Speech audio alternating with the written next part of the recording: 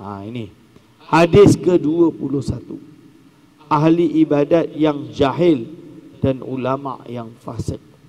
Jadi hadis ini menerangkan ahli ibadat. Ada yang dia jahil tapi dia ahli ibadat.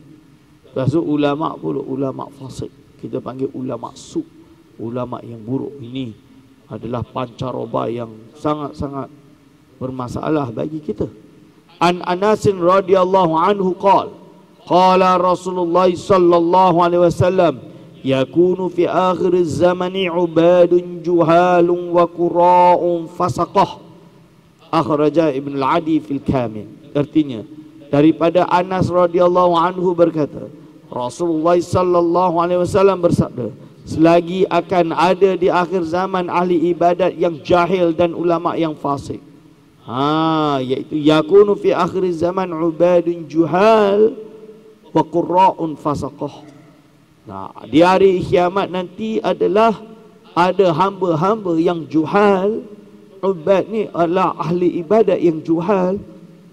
Wa qurra'un fasaqah, ulama yang fasik, ulama ahli su'. Keterangan hadis riwayat Ibnu Adi dalam Kamil dia.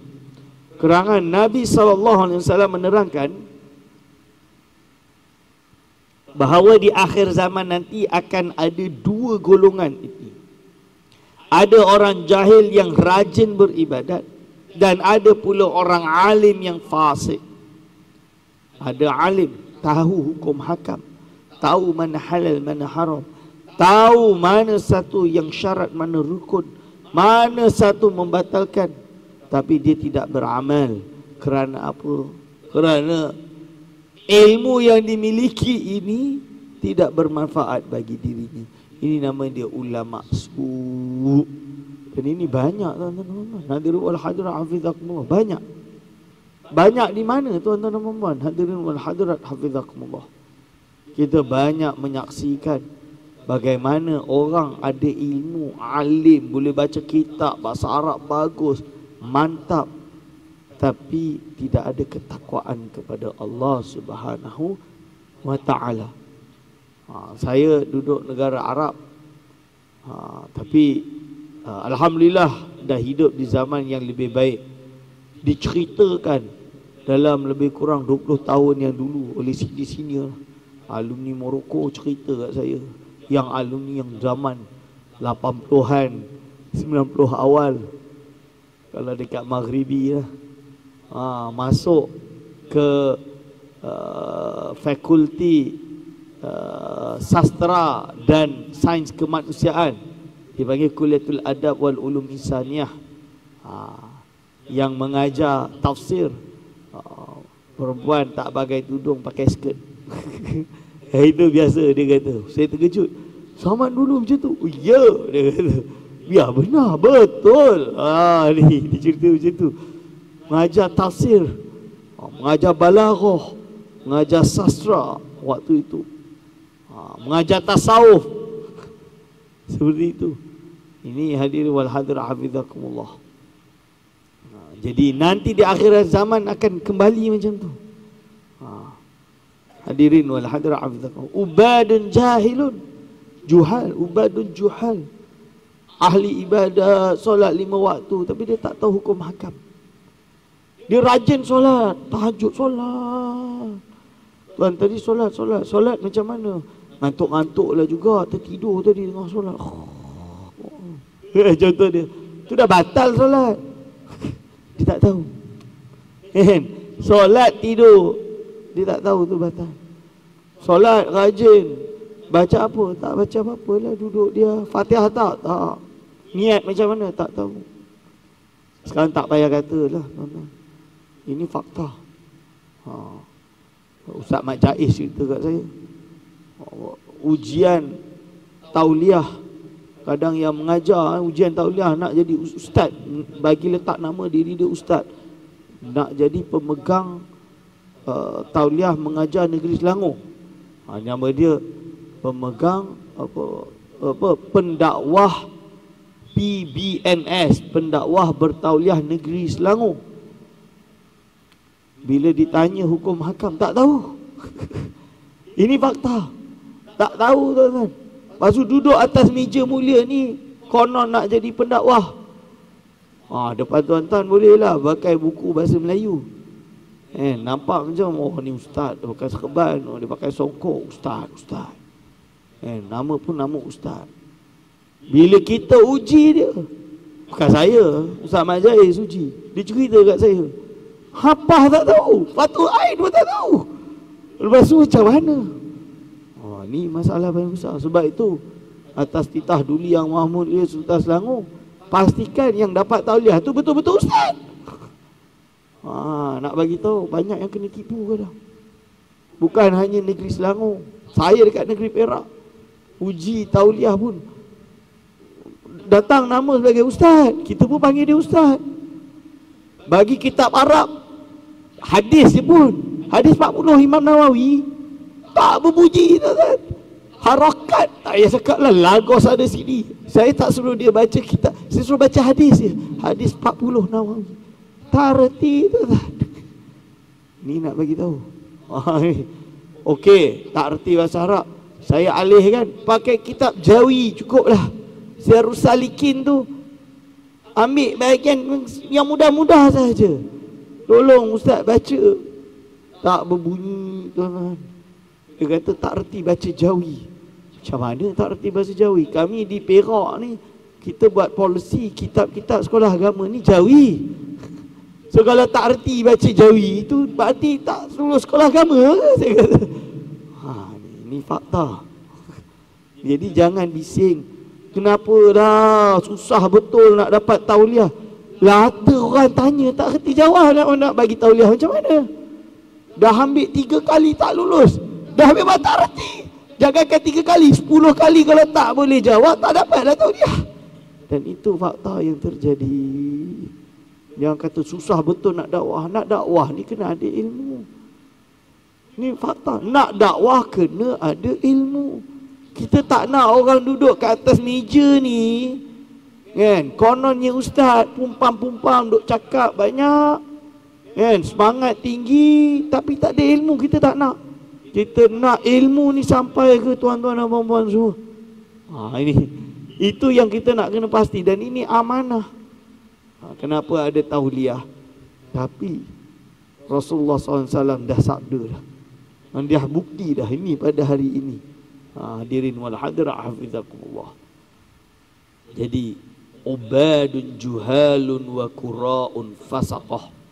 Ni lalu dia kata sebenarnya syaitan telah berusaha sedapat mungkin untuk menyesatkan manusia. Oleh kerana itu ia menggunakan beberapa cara yang berlainan kepada orang-orang yang berlainan pula. Bagi si jahil, syaitan menyuruhnya supaya rajin berbuat ibadat. Kerana ibadat orang yang jahil itu tidak sah atau sekurang-kurangnya tidak sempurna. Ni Imam Ghazali sebut, bukan saya sebut. Imam Ghazali sebut apa? Iaitu al-alimu bila amalin jununun. Orang alim tak beramal, gila. Masuk gila dia macam mana? Dia dah tahu tapi dia tak buat.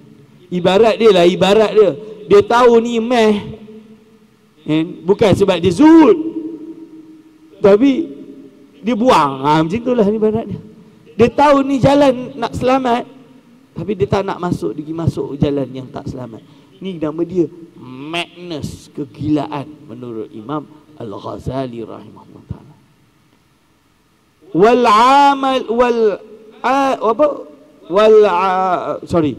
Wal amalu bila ilmin la yakun.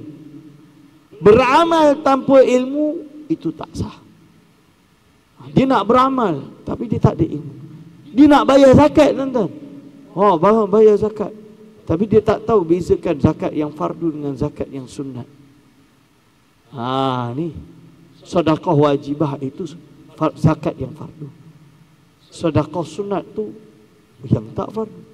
Nak bayar zakat ni ada kaedah ni, ada fatwa ni, ada hukum hakam ni. Ni bukan pakai bagi je. Ni zaman sekarang paling teruk. Zakat ini fardu, tapi dia nak bayar zakat cuma nak bayar zakat yang dapat pulangan zakat. Mana ada orang istilah dia wajib bayar zakat, contoh dia RM10,000 yang wajib untuk dia bayar zakat. Dia keluarkan RM10,000, dia nak keluarkan dengan syarat dapat balik RM5,000. Kononnya nak bagi sendiri. Dia nak bagi sendiri, kalau bukan kepada asnaf tak sah. Dia bagi dekat, saya nak bayar dekat amil, nak bayar dekat majlis agama, syarat dia majlis agama kena bagi saya 50%. Ini bid'ah sayyi'ah, dia kata. Tak betul. Ini bid'ah yang buruk. Inilah dia. Bid'ah tu ada yang Imam Syafi'i kata al-bid'atu bid'atani. Bid'ah ni ada bid'ah, dua bid'ah. Al-bid'ah yang buruk, bid'ah yang melanggar Quran dan Sunnah. Bid'ah yang baik, bid'ah yang ada sandaran daripada Quran Sunnah. Bid'ah yang buruk ni, kita bayar zakat lah dekat negeri tu, boleh kita dapat diskaun 50%. Bukannya kita bayar zakat kepada amil yang bertauliah, kita cari bayar zakat yang mana boleh dapat diskaun. Itu tak boleh. Sebab tu negeri Selangor dia keluarkan fatwa lah. Tak boleh, tak sah. Bukan hanya tak sah, orang yang kutip tu boleh kena dakwa tu kan. Hadirin wal hadirat abidzakumullah. Jangan hanya sebab nak dapat diskaun kita bayar zakat macam tu. Tak boleh. Hadirin wal hadirat hafizakumullah. Sebenarnya syaitan telah berusaha sedapat mungkin untuk menyesatkan manusia. Oleh kerana itu, ia menggunakan beberapa cara yang berlainan kepada orang-orang yang berlainan pula. Bagi si jahil, syaitan menyuruhnya supaya rajin berbuat ibadat. Kerana ibadat orang yang jahil itu tidak sah, atau sekurang-kurangnya tidak sempurna. Ini kerana ibadat orang yang jahil itu tidak sah, atau sekurang-kurangnya tidak sempurna. Dan sudah tentu apabila ibadat itu tidak sah, maka tidak akan diterima di sisi Allah Ta'ala. Syaitan tidak mahu orang jahil itu belajar ilmu, kerana bila ia belajar sudah tentu ia akan memperbaiki ibadatnya. Ni dia tak nak. Maka akhirnya saya bagi contoh, dulu saya kat Indonesia, bila kita tahu, saya dah biasa dah dekat terminal tu, terminal bas tu, dekat terminal bas tu, ini saya tahu, ini surau dia, kiblat dia mengarah ke sini, contoh dia. Saya dah tahu dan saya memang dah diberitahu, dan saya pun dah pakai kompas, saya pun dah memang, sebab saya memang akan pergi ke terminal tu dan memang solat dekat situ waktu tersebut. Sekali tu Al-Kisah dia, ada orang datang, dia pergi solat kat sini, masih dalam waktu solat. Saya beritahu dia, pakcik, tak sah solatnya kat situ. Pak, solatnya kiblatnya di sana, bukan di sini. Hanya Allah yang tahu, dia jawab. Dia tak nak dengar lah cakap saya. Hanya Allah yang tahu. Dia keluar, dia anggap solat dia sah. Kita dekat, tak nak dengar. Bukannya susah, namanya ingat sangka kiblat kat situ. Tersalah tinggal betulkan kiblat, kan? Kalau tak percaya saya, tanyalah dulu kenapa boleh kat sini, kan? Mungkin tanya siapa saya. Sebab bukan saya nak kata saya alim, tapi saya dah selalu pergi terminal tu. Yang jaga terminal pun bagi tahu kiblat kat situ. Yang memang saya dah cek dengan kompas pun dekat situ. Saya yakinlah kat situ. Dia bukan, dia masuk, dia tak tahu dia pakai solat dia. So tanyalah dulu, kenapa boleh kiblat kat situ? Bapak tahunya dari mana? Contoh dia, saya boleh cakap lah, itu loh yang jaga di sini, yang ini, yang jaga surau ni, dah bagi tahu kiblat dekat situ. Contoh dia. Sebab Indonesia ni pun pelik juga. Dekat surau pun dia tak letaklah panah ke mana.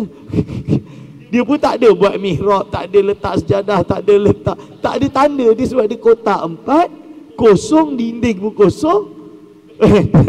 Itu bijak jugalah Indonesia tu. Yang dekat situ lah surau tu.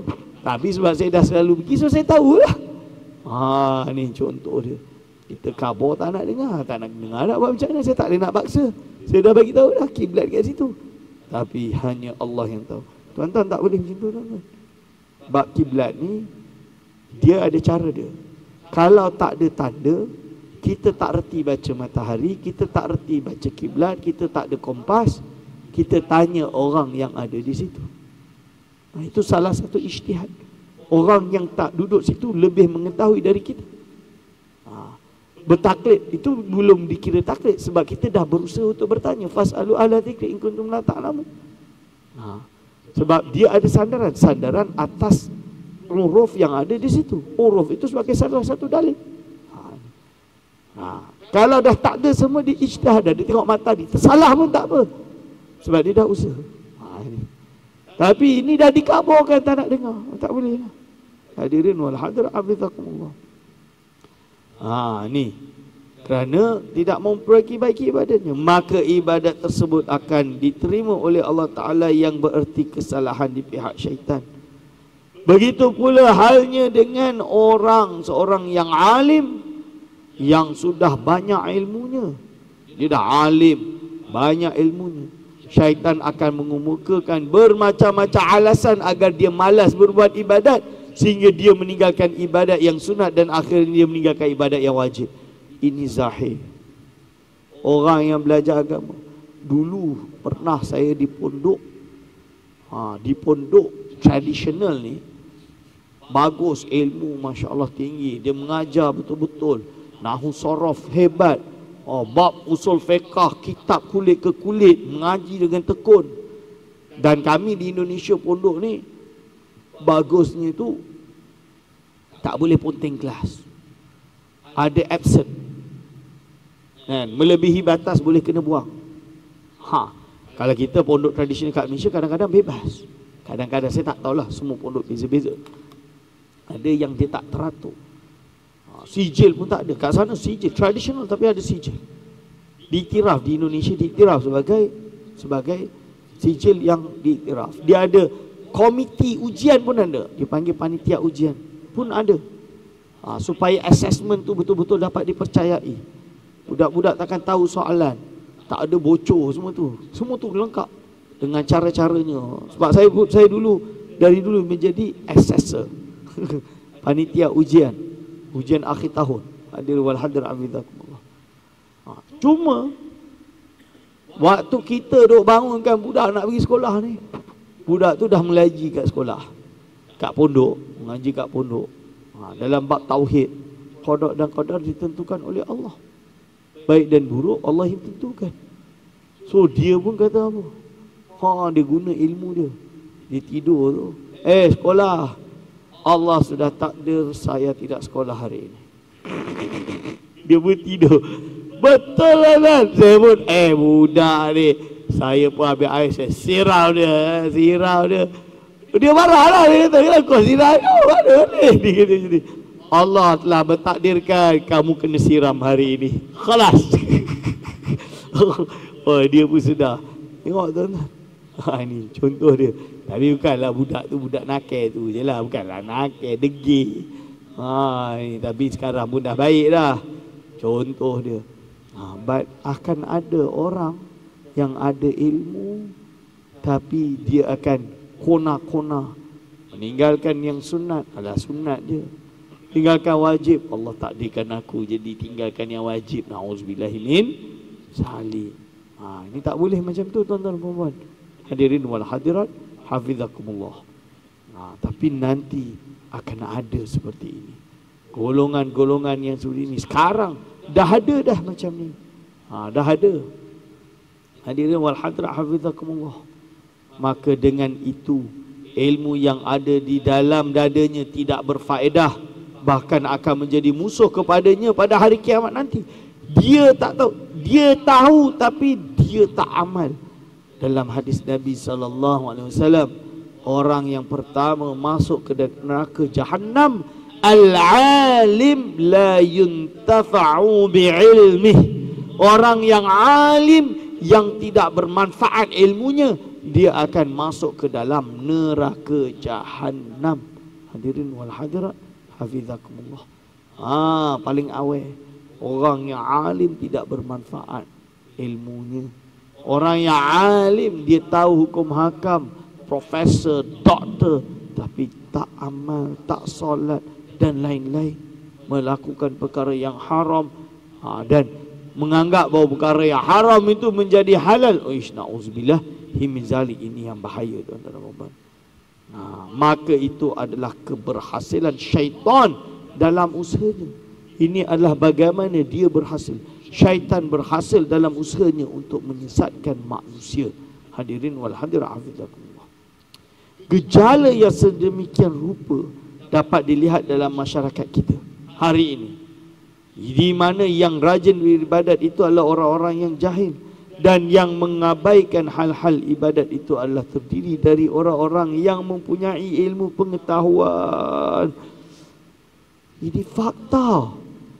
Hadirin wal hadirat hafizakumullah. Dulu kalau institusi pendidikan, orang yang belajar agama ni disuruh beramal.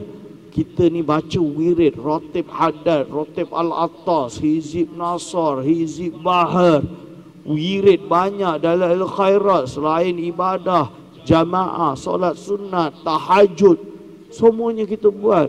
Zikir. Hari ini masuk universiti, budak masuk universiti dah tak beramal dah, tuan-tuan. Tak kenal amalan-amalan ni, tuan-tuan. Justru bukan lagi tak kenal, bid'ah belaka. Ulama-ulama di universiti baca hizib tu, baca ni, dikatakan bid'ah oleh budak-budak sekarang. Ni ahli ilmu dah jauh dengan ilmu. Dia tidak lagi beramal. Jadi hanya sekadar ilmu, meratib saja, duk kutuk orang. Ini adalah fakta yang terjadi pada hari ini. Hadirin wal hadirat hafizakumullah. Ini adalah perkara-perkara yang wajib untuk kita membetulkan diri kita, wajib untuk kita cuba berusaha sebaik mungkin untuk mendapatkan istiqamah, mendapatkan iaitu petunjuk daripada Allah Subhanahu Wa Taala, taufik dan hidayah, dengan harapan kita semua termasuk daripada kalangan ahli syurga.